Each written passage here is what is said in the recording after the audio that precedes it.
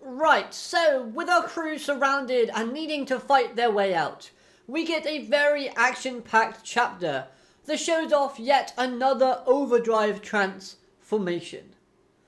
Hello everyone and welcome to the Enemies Earlier, and today we're here to talk about chapter 174 of the Eden Zero manga series. A chapter in where not a lot seemed to have happened, but at the same time it showcased a great level of strength and skill development from many different characters involved. So before we get into the discussion on Shiki and his crew, I want to start off with a small issue that this chapter presented for me. It was great learning about the Connect Squad, as this told us that it's possible for other people within the series to share their ether gear with others, even if it's just a small percentage of that ether gear power. So this could be something that we expand on and learn more about later on as the series goes on and on. So that was all well and good. However, my issue arises with the display from Feathers. From a fighting standpoint, we could see that she's not going to be great in that department, as her ether gear is more suited for a supportive role, making her more of a commander/leader as to a fighter. But this chapter highlights her as being very overconfident and a little bit in over her head when it comes to being a leader.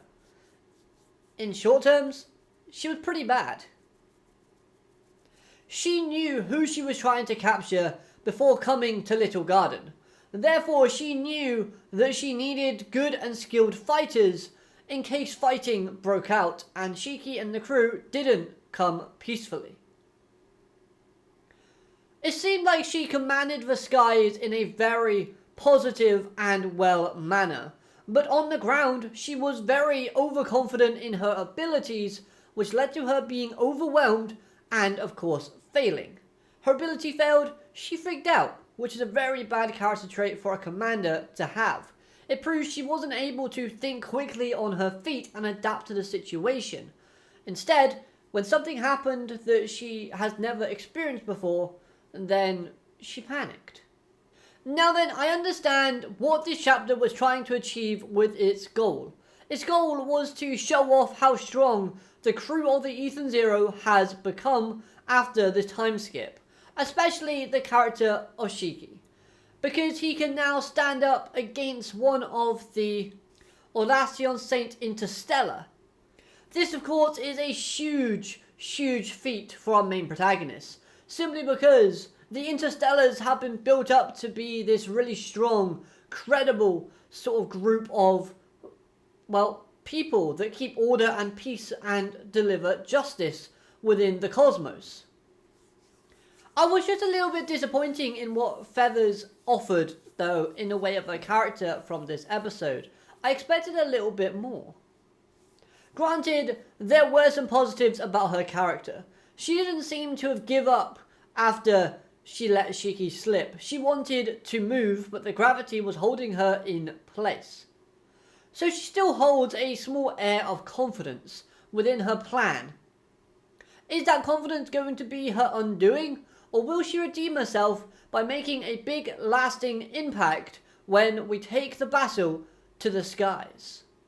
A part of me does hope that she gets beaten here and then kind of loses, which causes for a more powerful member of the Interstellar to follow and track Shiki, ultimately leading them all to Ziggy, making both Justice and this other Interstellar member going after and targeting Shiki while Shiki is targeting Ziggy. So they're all on that factory planet that they're trying to go to. This of course will lead our heroes to face off against 3 different opponents. We have the Interstellar forces and of course Ziggy's forces as well.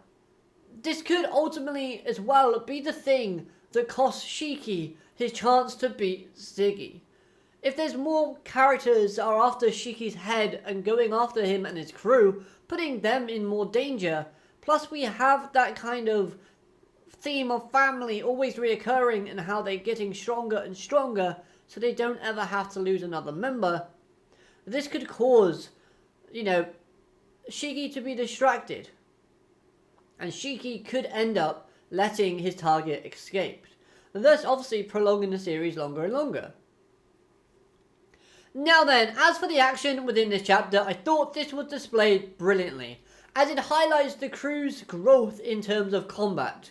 You have to imagine that the forces underneath Feather's command are at least decent fighters, but our crew handled them easily, gliding through each and every opponent as if they weren't even there.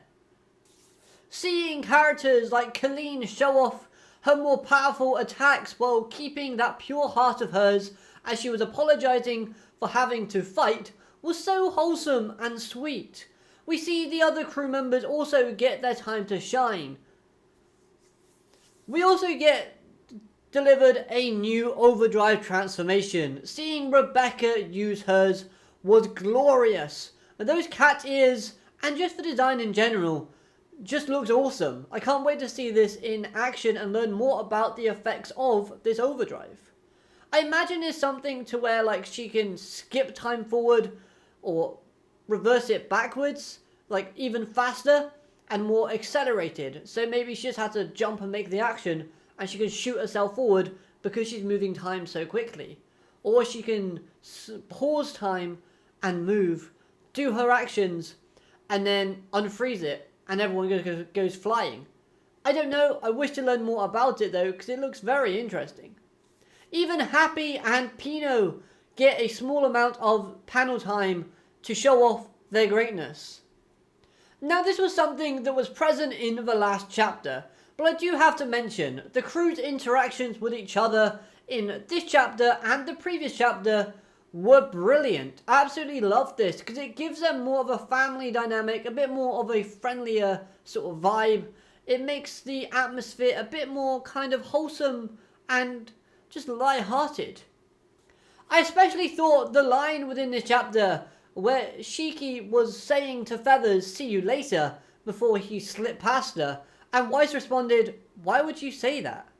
Which then Shiki went, "Oh yeah, I don't want to see her again."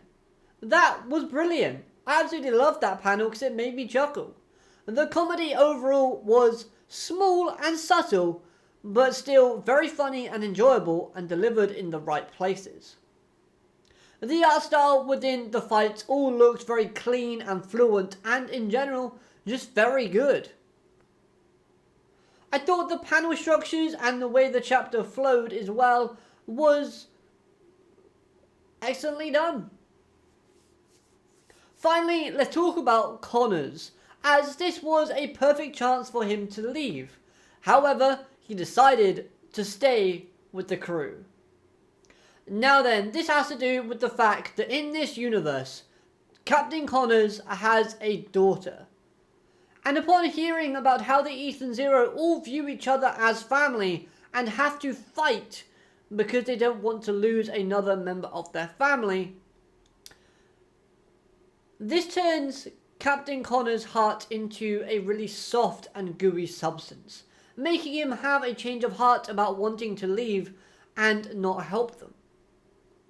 Thus, him joining to help them achieve their goals. I thought Noah's choice of the word orphans was quite interesting as well, because yes, it's kind of correct. None of the crew have anywhere else to go. They have no other sort of family to rely on, so they're all together creating their own family, which I do really like. I thought this was explained and delivered perfectly from Noah. I also think the action of Captain Connors returning back to the Ethan Zero helps to set up another jump into Universe 4. As whenever we've jumped universes before within the series, Captain Connors has always been affected. So him staying within the story leads me to think that this is probably going to happen. So overall, I thought this was a very fast-paced chapter, but it was still enjoyable nevertheless. I am curious to see if Noah will have any repercussions after the events of this sort of chase happens, because he was inside the building with Shiki and the others, so I wonder if the Interstellar are going to hold him accountable. even though I think he's part of the Interstellar as well. Hopefully Feathers still hasn't shown her final trump card, and she does deliver something spectacular in the next few chapters. Overall though, I'm interested to see how things are going to go moving forward, and I want you to let me know your thoughts on this chapter in the comment section down below. Did you enjoy it? Do you have any theories, thoughts, whatever they are? Let me know. Apart from that, have a great day, alligator, matane, goodbye.